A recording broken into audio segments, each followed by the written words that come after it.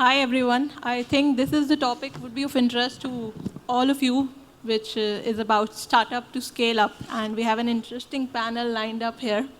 So I'll first ask each of them to give you a brief backgrounder about them. So we can first start with Mr. Ramesh Dharmaji. I am Ramesh Dharmaji. I represent Small Industries Development Bank of India. SIDBI, I am here to talk about the debt funding and what SIDBI is doing. So SIDBI is Apex Financial Institutions for the MSME sector. And we have a number of, right from the last 25 years, we have been in this space. We have seen right across the spectrum of all kinds of industries grow and thrive with us. So we have some innovative product like the risk capital scheme which we give, which is, subordinate debt sort of thing. We do startups, we support startups. We do funds of funds. We give support. We support funds to give venture capital further. So these are some of the things which we do.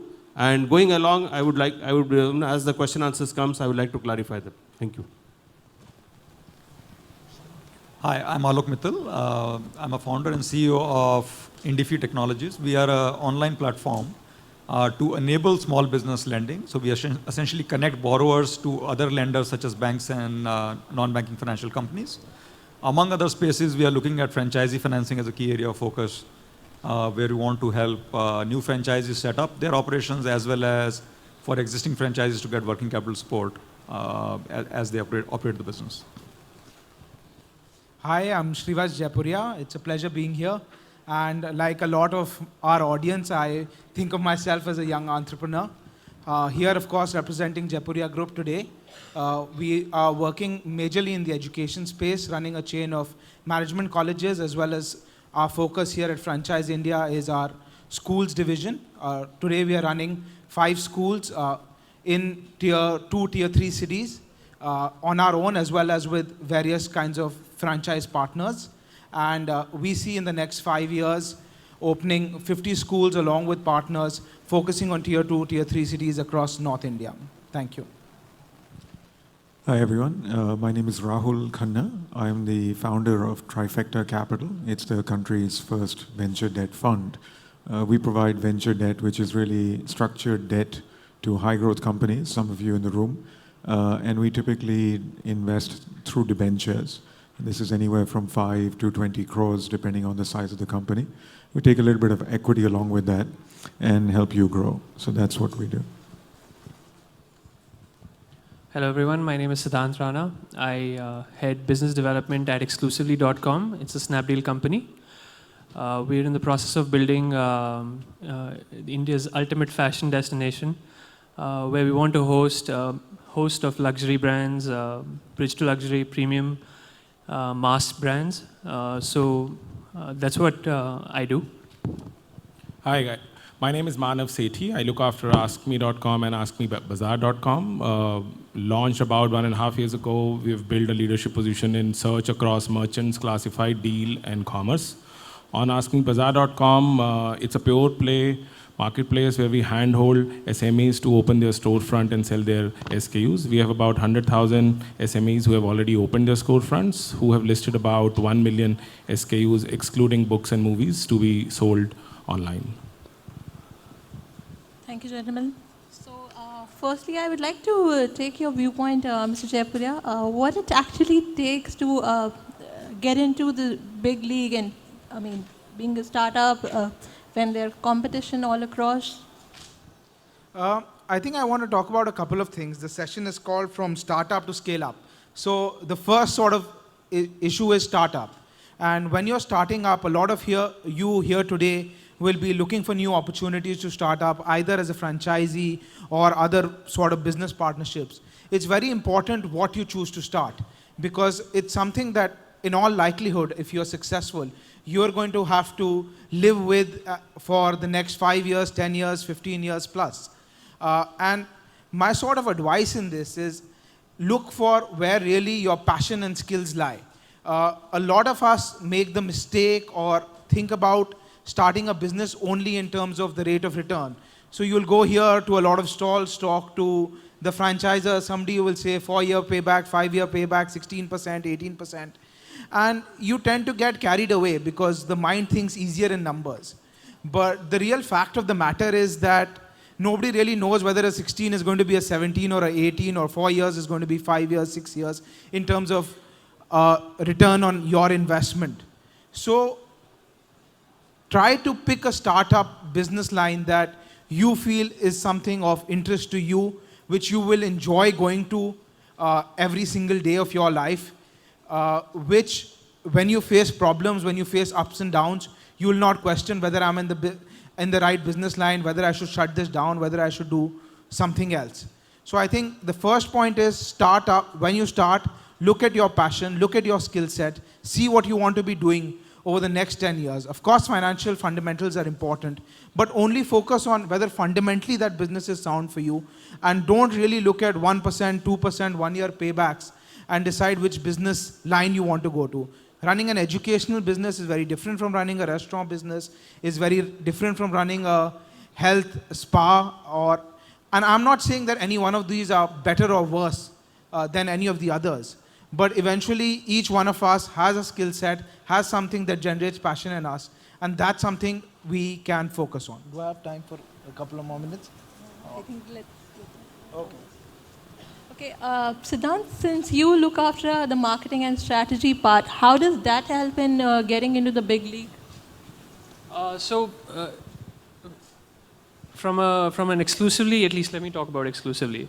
We're still a very, very young company, right? So we're at a point where we, even though we're part of the Snapdeal group of companies, we're in the process of building up that business for ourselves. So from a strategy point of view, I mean, you have to be very clear about what you're building in the long term. You need to understand what is the market like today, what is the requirement in terms of the customer. So at least in the fashion space, there's no one single portal which is providing a wide variety of products. So that's what we want to do.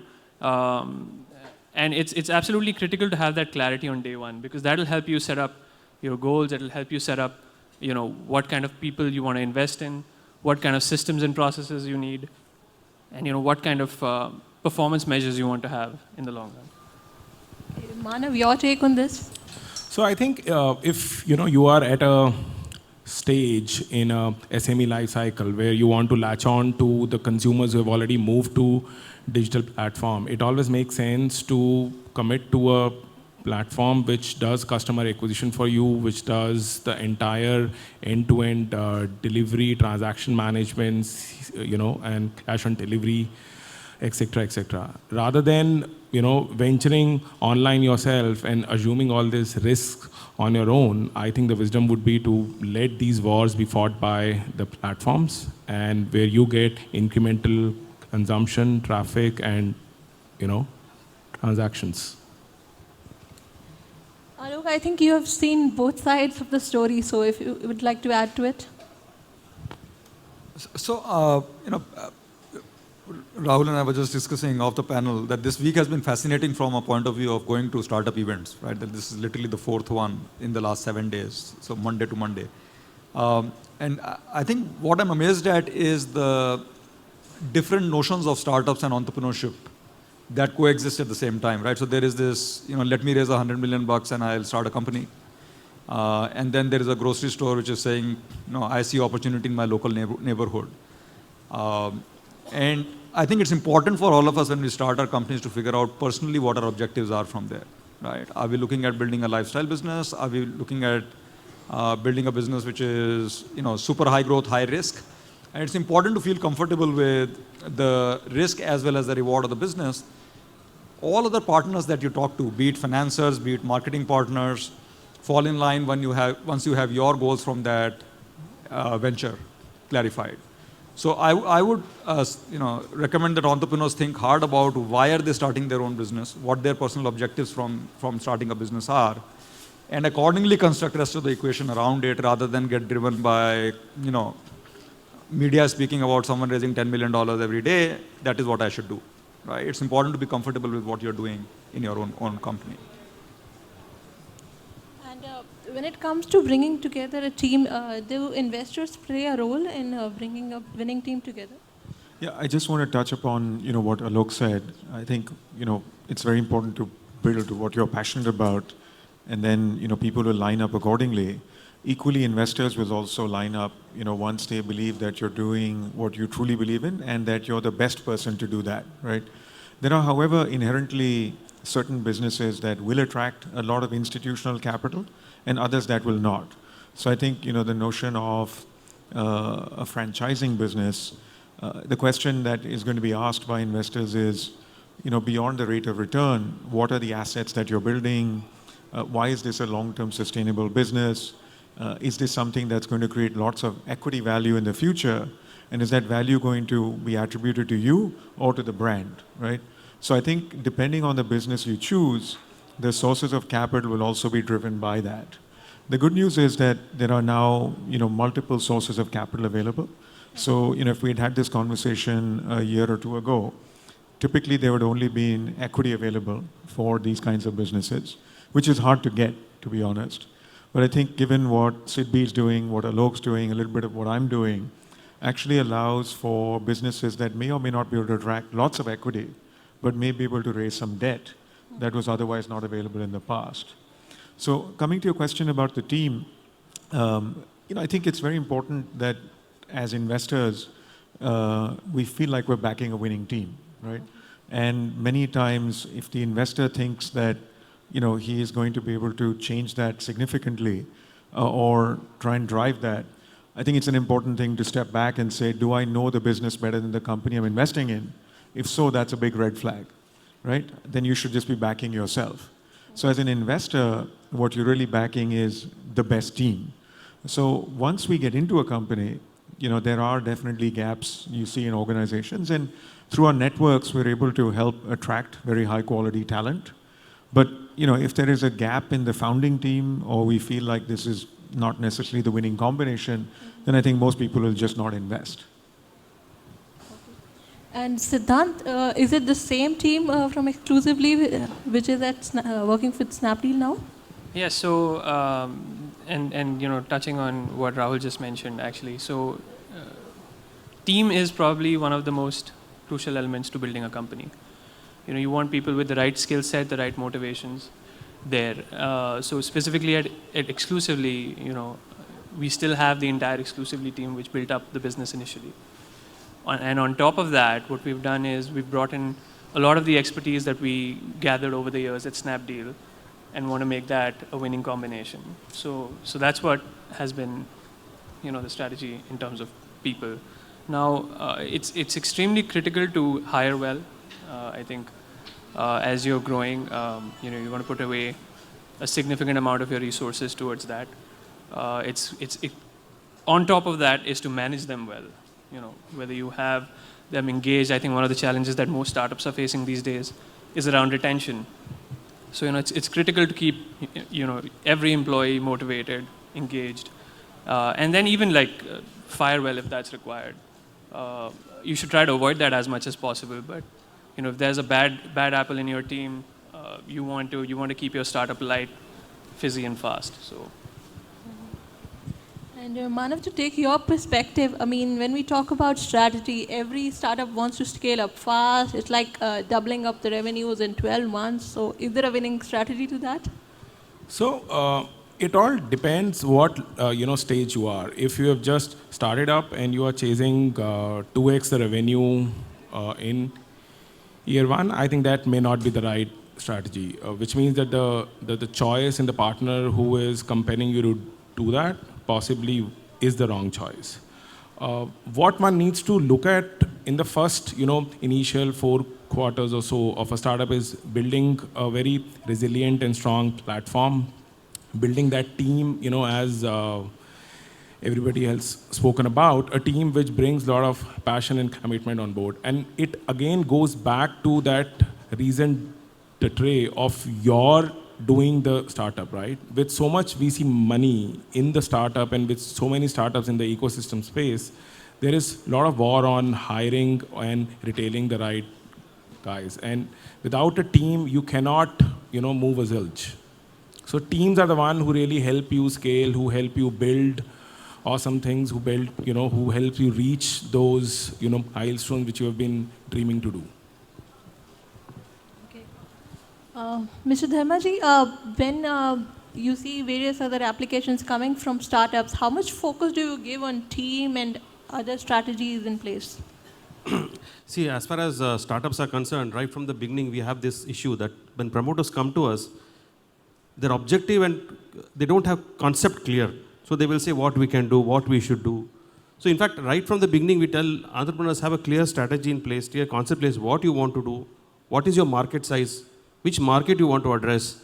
So even among conventional projects also, we find startups, they don't have this kind of, they hear say they come and they say we want to do this, we want to do this. So that project conception is very important. And then comes everything. You have a objective clear, whom you are addressing, what sort of market you are addressing, and how you go pursue, how you're going to pursue it. These are things we as bankers regularly advise our entrepreneurs. And Alok, since you are working with a lot of banks and NBFCs to further help a lot of SMEs for financing, so what is the selection criteria you have in place? So largely in the franchisor-franchisee relationship, we go through the franchisors to understand the profile of their business, and then be able to understand if there is a new franchisee coming up, what is the total requirement of funds, where does that money go, and can we custom design our product for that brand, depending on usage of funds. Similarly, when we go to the working capital side, it's important for us to understand what is really the need for working capital. Is it stocking up? In something like a food business, working capital might not be a significant issue at all. So the need for that specific business for capital, and then being able to design our product in line with that need is where we start. There are risk profiles to every business, and going through the franchisor helps us in understanding the overall risk profile of that category. From a team standpoint, interestingly, in a debt-oriented business, you're looking for teams that will not take inordinate risks. So, again, to the point earlier, the way VCs will look at you, and that's what I did for the last 10 years, is very different from what debt funders are looking at you for, right? VCs want you to, in some sense, maximize risk and upside. Debt funders are saying, I don't want to lose my capital under any scenario, and so I want to make sure the risk around this business is bounded. So it's somewhat of different risk profiles that these capital sources go after. So for our business and for lenders who come to us for small business financing, it is the desire to see relatively stable income streams and conservative risk profile rather than trying to build a super aggressive business. And Mr. Jaipuria, your viewpoint on what has worked in your case in terms of strategy and building a team and bringing a team of professionals in place? Absolutely. I think like a lot of the panelists have already talked about, as an entrepreneur, whether you're a franchisor, franchisee working independently, you need to be very clear of what your goals are for your business in terms of size. And it is not necessary that what has brought you the first stage of success, as you continue to grow or want to take your business to the next level in terms of size, and if you want to do that, then the same things will necessarily bring you to the next stage of success. We at Jaipuria were successfully running our own management colleges, schools, etc. And we realized that when we wanted to come to the services side of the business, we radically had to change the way we did business. We had to invest a lot more into building our academic content, into building our brand, into having the right set of people who can service our partners in the correct sense, in the correct way. Similarly, as any business grows, there should be a lot more emphasis on intangible investments. And I think in India, and Kumar Vishwas was in the session before us, he sort of touched upon it in his own way. In India, somehow we don't have the mentality to invest in services, in intangibles of all kinds. I myself come from a Marwadi Banya family, and because our history of business has been of trade, of not myself, but the Indian community in general, has been of trade and shopkeepers and so on, and we have received a certain amount of successes there. Our sort of gut says invest in things that you can see. So talking about the educational business, you'll see a lot of beautifully built campuses, but you don't see the right faculty. You don't see the right training for the faculty. You don't see the right curriculum. And similarly, it doesn't apply to the education business. It applies to a lot of other businesses as well. So my strong focus to entrepreneurs of all type is, as you grow, invest in services, invest in supply chains, invest in people, invest in training your people. And eventually that's what's going to bring you success that is scalable to a much larger degree than to what you have achieved so far in a family operated business.